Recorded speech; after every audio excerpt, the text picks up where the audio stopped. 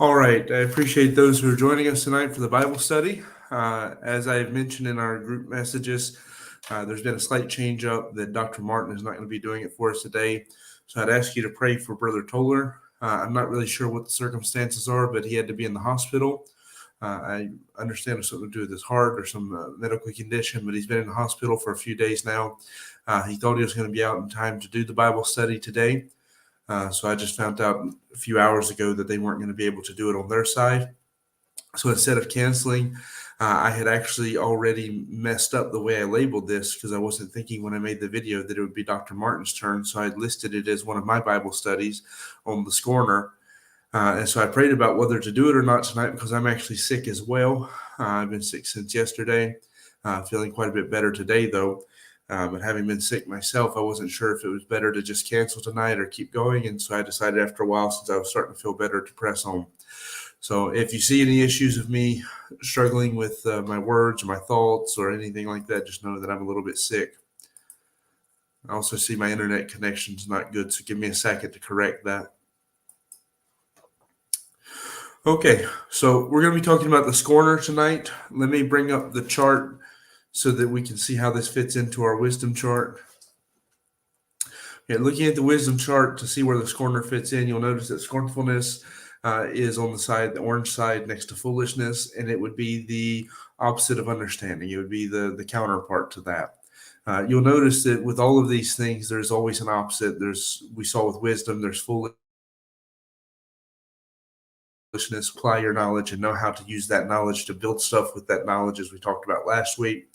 Foolishness is an inability to do that. That doesn't mean somebody's actually incapable of sounding intelligent. They can sound intelligent. They just don't actually put the things together correctly.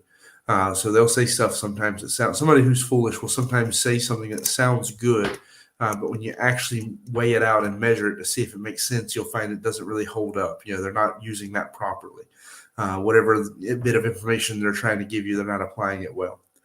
And so with understanding, part of where you'll find out the connection between understanding and scornfulness is when you notice that understanding and wisdom go hand in hand together. Foolishness and scornfulness go hand in hand together.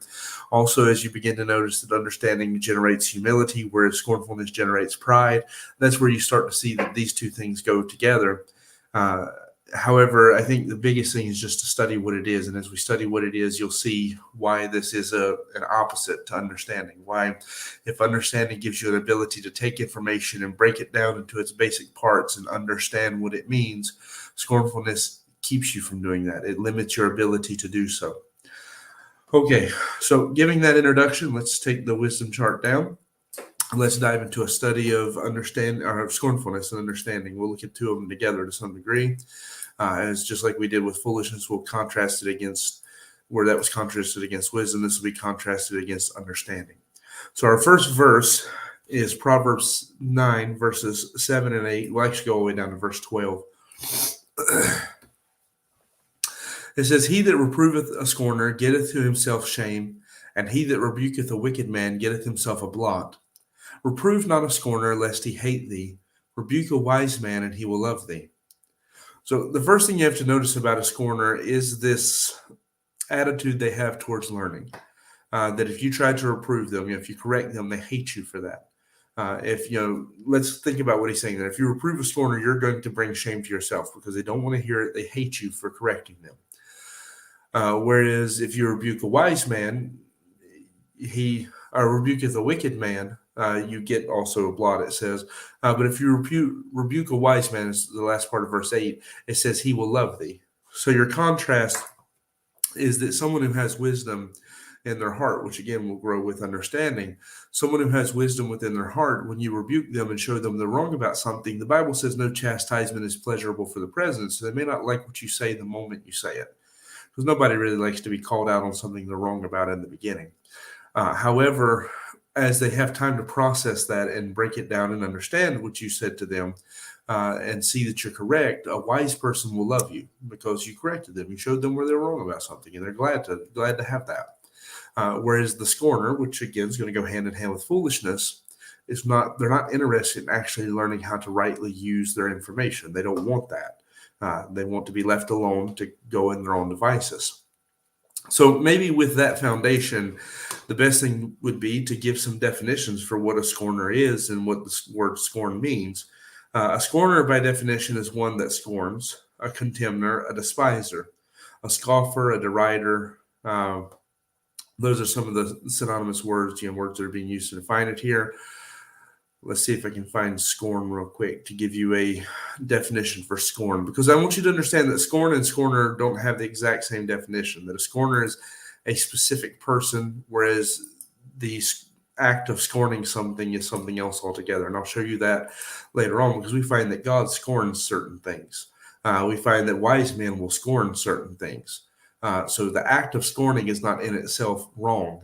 It's when you become scornful towards information. It's when you become scornful towards wisdom and towards being rebuked. That's what makes you a scorner, and that's what's wrong. So make sure you understand that as we go into this. The act of scorning is to have contempt for something, to have disdain that springs from a person's opinion of the meanness of an object. So let me put it like this. The act of scorning is when you have your very strong opinion about something and you don't you look down on this other thing. When you look at this other thing, you disdain that. So the scorner is someone who disdains wisdom, someone who disdains understanding, someone who looks down on the information that is correct and would rather be left alone to their own devices, to their own form of, let's say, wisdom, their own ideas of how they see the world around them. So similar to what you see with the foolish man, you note that the first point about a scorner is very similar. The difference being that the fool doesn't have the ability to learn because he can't process the information that's being given to him, whereas a scorner is not willing to learn. Scorner is absolutely adamant that he's right, and he's not willing to be told that he's wrong about anything. And that's what we're seeing when we go back to our first verse we read there of Proverbs 9, verse 7 and 8. He that reproveth the scorner getteth himself ashamed, and rebuketh the wicked man getteth himself a blot. Reprove not a scorner, lest he hate thee. Rebuke a wise man, and he will love thee. Then verse 9 says, give instruction to a wise man, and he'll be yet the wiser. Teach a just man, and he'll increase in learning. The fear of the Lord is the beginning of wisdom, and the knowledge of the holy is understanding. For by me thy days shall be multiplied, and the years of thy life shall it be increased. If thou be wise, thou shalt be wise for thyself, but if thou scornest, thou shalt bear it alone. So he's telling us that if we're scornful, if we're not willing to be taught, it's our own problem. We're the ones who are going to have to bear the consequences of that if we're not willing to learn. So that gives you a little bit of an idea, some degree of understanding of what the scorner is. So with that, let's move through a few passages and we'll try to understand a little bit more about the scorner. So our next verse is Proverbs 13, verse 1. I already gave greetings to most people when I started, but I see I have some friends coming in from the U.S., Brother Smith and some others. So I give my greetings to you as well, those who are watching it on Facebook. So Proverbs 13 and verse 1 says, a wise son heareth his father's instruction, but a scorner heareth not rebuke. So you have this contrast, whereas a wise man is someone who, we saw this, that a wise man is someone who wants to take in information. He's someone who wants to receive information. He wants to be taught. He wants to listen. He bows his ear to the information that's being given to him. With a scorner, you're seeing that opposite side of this, that you have someone who's not willing. They don't want to hear it. They're not interested. Whatever you have to say, it's not going to get through. I've always compared it to a cup that's already full, so there's no room to put anything else in it. And in the case of the scorner, you're going to see that he's someone who's so full of himself that there's no room to receive anything else. Then Proverbs 14 and verse 6 says, a scorner seeketh wisdom and findeth it not, but knowledge is easy to him that understandeth. So he's giving you this contrast that someone who has understanding, it's easy for him to increase in his information because he knows how to break it down. He knows how to collect the individual components and where to file those away. Someone who has understanding has an ability to do that. But because the scorner is already set in his ways, he's already determined that his way of viewing the world is correct. Nobody's going to move him on that. Because he has that pride about him that he's not willing to be taught anything, what you have with the scorner is that even if he says he wants wisdom, he's not going to find it. Wisdom is just not available to him because he's not really willing to receive it. So that's where you find a scorner seeketh wisdom and findeth it not. Now I'll show you a verse in a minute that shows you that the issue is that he doesn't really want wisdom. That he may say, oh, I'm going to go read these books. I'm going to learn something. I'm going to educate myself. I'm going to go back to school. I'm going to do whatever.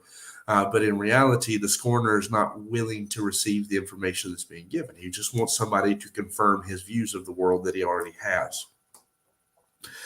Then Proverbs, I'll give with this because this is showing you that this idea that they are an opposite, that one has an easy ability to take in information, the other one does not. Proverbs 19, I'll give you with that. Proverbs 19 and verse 15, because it's a build up to that idea as well. Proverbs 19 and maybe I mean 25, because 15 is not correct. A scorner loveth one that reproveth him. No, smite a scorner, and the simple will beware. Reprove one that hath understanding, and he will understand knowledge. So the idea is, if you take someone who is a scorner and you smite them, nothing is going to be produced from that. He's saying if you hit them to beat them, to show them that they're wrong, still not going to make any difference. So you remember, that's similar to what's said about the fool. The fool says even if you beat him 100 times, it's still not going to enter into his heart. So he's saying even if you hit this scorner, he's still not going to get the point. However, the simple will see that and learn something from it, because the simple is just somebody who lacks information. It's not necessarily somebody who lacks an ability to gain information. So we'll talk about that in a few weeks.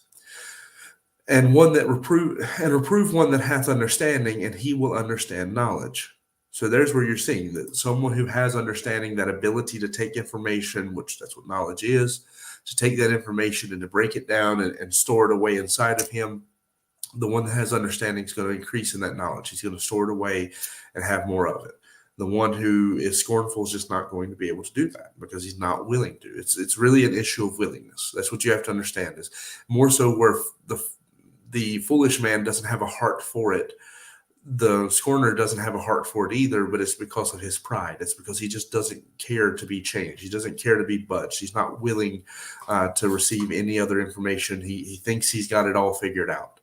That's where you see the opposite of understanding. Because understanding really helps you to see that you don't have it all figured out and a need to break it down and understand it better, whereas the scorner is not willing to change his view on anything. He's not willing to be taught anything. He's not willing to be helped because he thinks he's got it figured out already.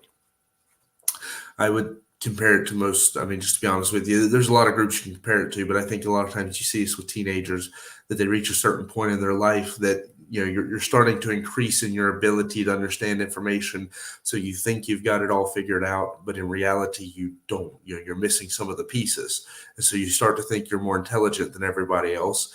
And your parents are trying to tell you you're wrong about this. You don't have all the pieces of this puzzle, so you can't put it together yet. And because you've reached a point in your life where you think you're smarter than everybody, you don't listen. You don't take that advice, and you make some mistakes. That's what I would compare like a scorner with a teenager in that regard. You see that very often. Then Proverbs 15 and verse 12.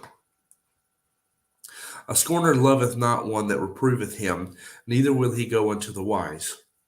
So this is what we've been saying this whole time. The scorner doesn't actually want wisdom. He's not willing to go to you if you're going to tell him he's wrong. If you're going to tell him he's right, you're going to affirm his views of the world already, then he's perfectly happy to hear, for you to talk to him. But a scorner is not willing to be confronted with any other views. He's not willing to be confronted with the truth. He's not willing to be told when he's wrong. And so because of this, the scorner just can't grow. He can't understand something because he's not willing to understand something. He can't, increase his knowledge about something. He can't be fixed on a problem because he's just not willing to do that. He's too stubborn and set in his ways to actually learn anything new or to learn how to apply that information. And that's why in reality, this is one of the most dangerous things you can have in terms of these side of unintelligence. The foolish man is very dangerous because you'll see he eventually gets to a place where he intentionally misapplies the information. He intentionally misuses it. That's what the froward is. But you see with the scorner, he's going into pride, which we'll talk about in a moment. But because he's going into pride and because he's not willing to learn, it's one of the most dangerous places you can be in this life, is when you're not willing to be taught. You're not willing to learn or to be helped. We have to be open to learn. It's something the Bible even tells us one of the fruits of the Spirit is meekness. And so if you really want a great opposite, now in terms of this structure of wisdom that's discussed in Proverbs, the opposite is going to be understanding. However, if you want a true opposite to scornfulness within the Bible, it may be meekness, because meekness is an ability to put aside your opinions and so forth to actually learn. It's a willingness, to keep yourself in subjection so that you can be taught. It's a teachability. So you see that scornfulness is not just an issue of the intelligence, it's also a spiritual issue. It's a heart issue as well. So let's then look to Proverbs 19 and verse 29. It says, judgments are prepared for scorners and stripes for the back of fools. The same way he says, because the problem with the fool is in his heart. His heart's just not geared toward wisdom. It's just not geared towards actually taking the information that's being given to him and knowing how to use that properly. It's just not made that way, because in his heart, he says there is no God. In his heart, he's not willing to view the world that way. So because of this, he says the only way to really pierce through to a fool many times is to be rough with him, to be very coarse. In this case, he's talking about actually beating him, to get it through. Now, we know that's not normally what's literally given, but for example, if you have a child who's a little bit foolish, not willing to actually learn or increase or scornful, then sometimes you have to give a spanking in order to get through that pride to help them. And that's what he's giving here with the scorner. He's saying you actually, sometimes you have to spank him, maybe figuratively, not literally, but you'll have to spank him just to get through to his heart, because it's full of pride. It's ate up with pride. And that's why, like, for example, I didn't plan on doing a lesson on spanking children, but when you spank a child, it's not just to satisfy your wrath or any of that kind of stuff. You do it to drive out pride enough that you can pierce through to the heart and get through to them. And that's kind of the idea he's using here with the scorner. If you want to get through to him, sometimes you have to be a little bit rough. Sometimes you have to say something that's not so nice to get him to wake up and realize how foolish he's being, how he's not willing to hear what you have to say. Sometimes you have to be a little bit rough with him. I would compare it, actually, the best thing I think to compare that to is reprobate. That normally when you read verses about a reprobate, it says there's no hope, there's no hope, there's no hope.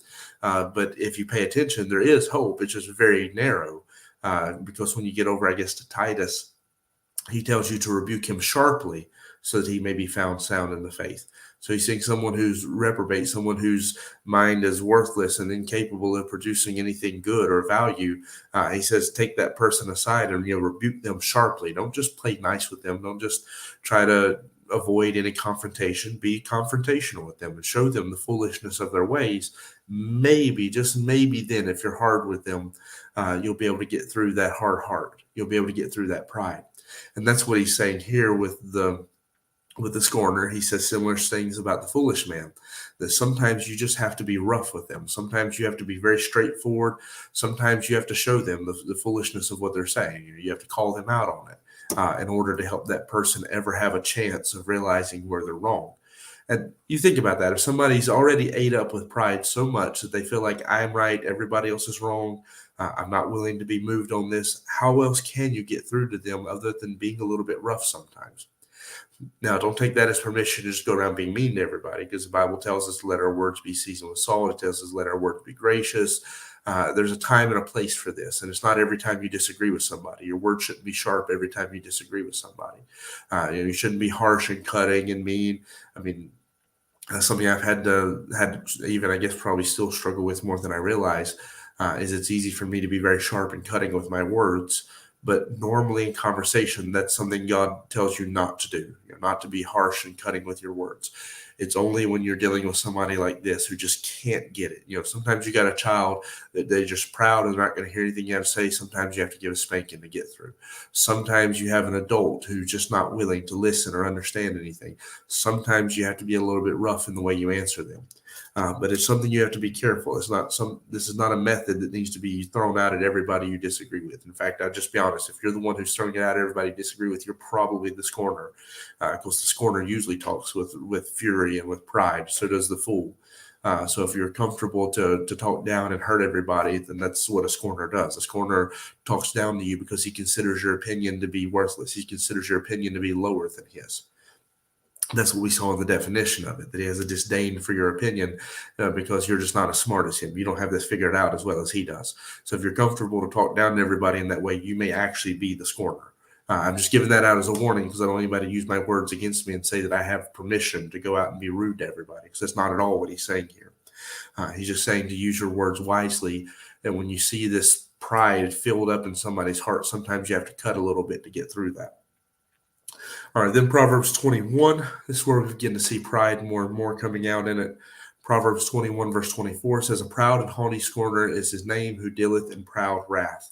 So that's where you see the one who's so proud and so quick to jump out and just say whatever mean things come to his mind, to talk down to you, to belittle you for your opinions.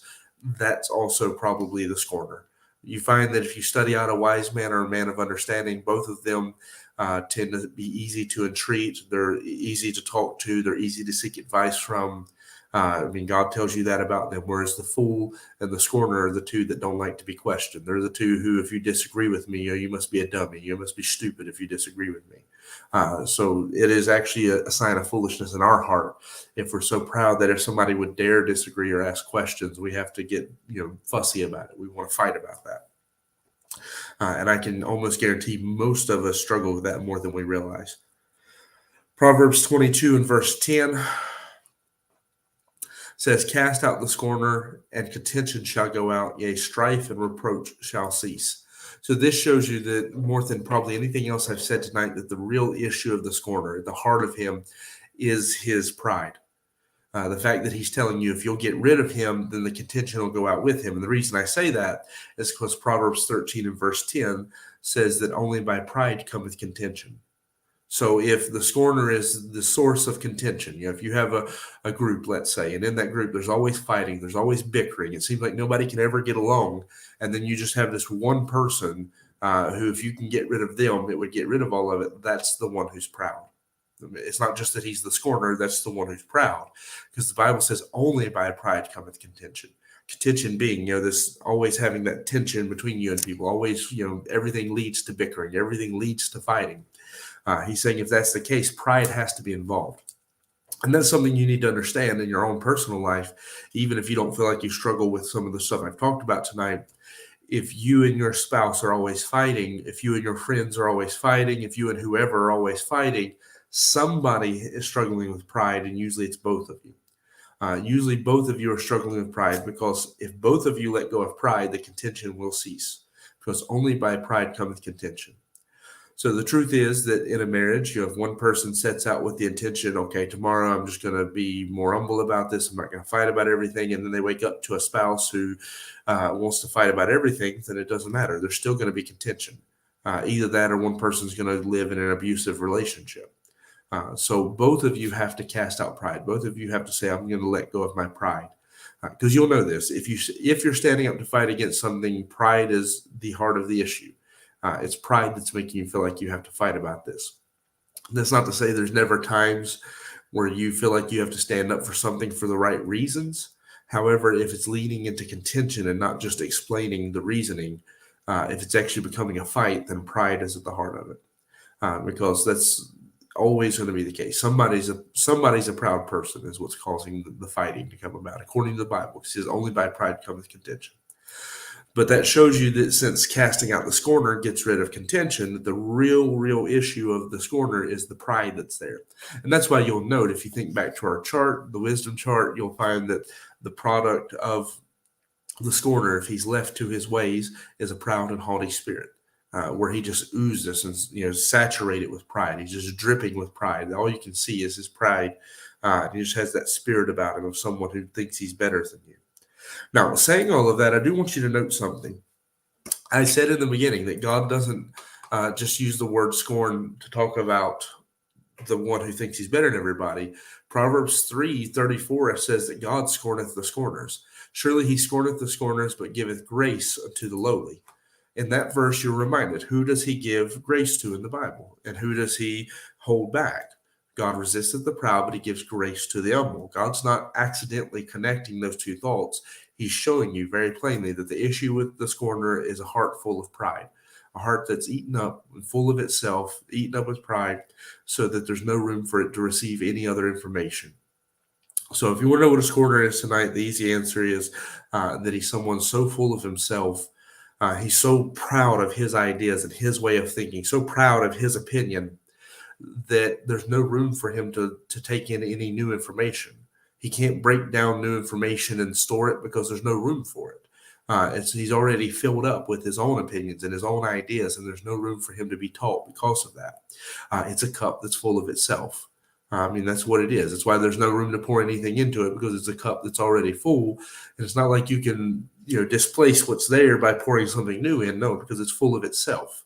There's no room for anything in there. It's a cup that has no storage inside of it. So for you and I to understand this, we have to realize that the choices in our life, as far as being wise and understanding or foolish and scornful, is that if we let the fear of the Lord touch our heart or unbelief touch our heart, it's going to drive us in one of two directions. Someone whose heart is driven by unbelief is going to reach a place where their opinions, their views, that's all that matters. No information is worth processing. Nothing else is worth considering. And then because of that, it's also going to put them in a situation where whatever information is being given to them, they don't know how to use it. They can't apply it because it's their whole view is skewed by their personal opinion, because their opinion is supreme. Their view of the world is supreme. Their ideology is supreme. Nothing else can compete with that, not even the word of God.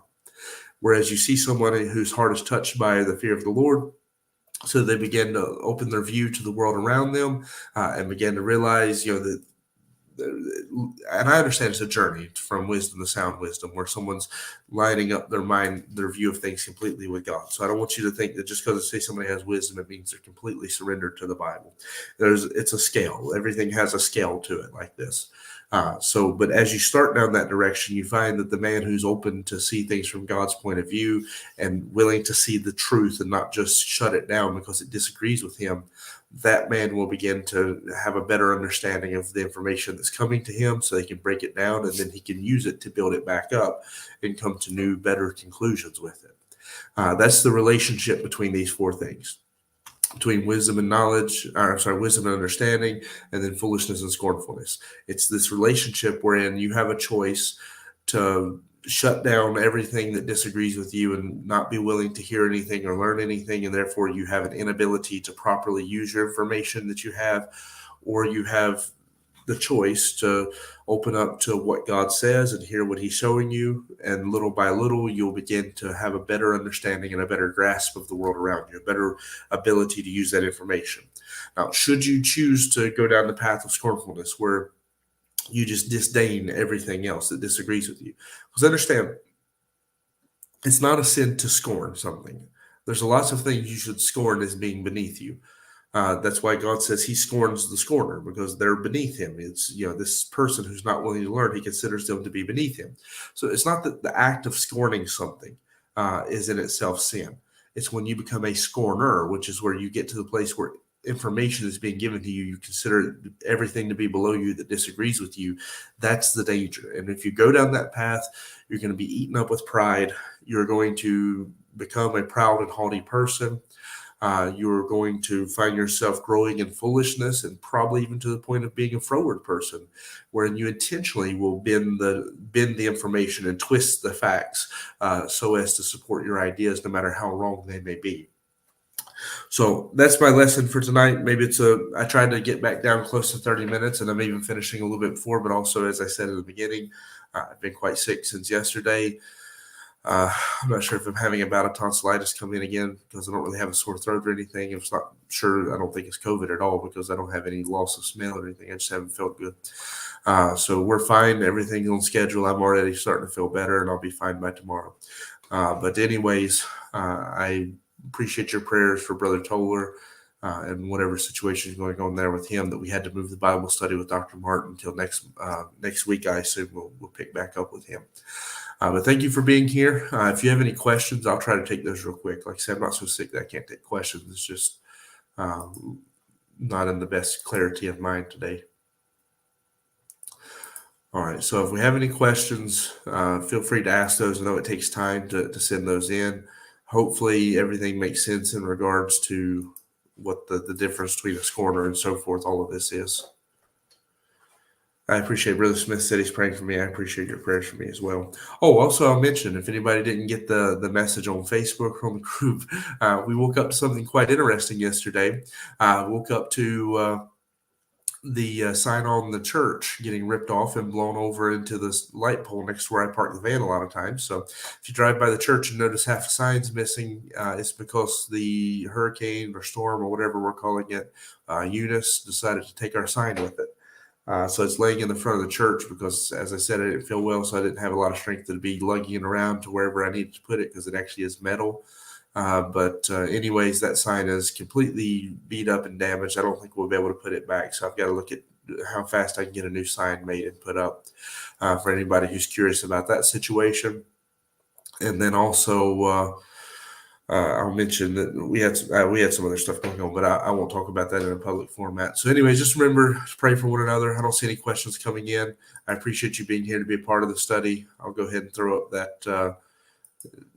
Leave an amen in the comments banner. But thank you for everyone who is part of the study with us tonight. I hope it's a help to you and encouragement to always be open to grow and learn. Of course, use the Bible as your foundation, and let the Bible be the authority. But be open to learn and grow, and be willing to consider things. Otherwise, you shut the door to wisdom. You shut the door to knowledge. And of course, you shut the door to understanding. All right. Thank you for being here. We're going to close out the study for tonight. We look forward to seeing everybody at church tomorrow.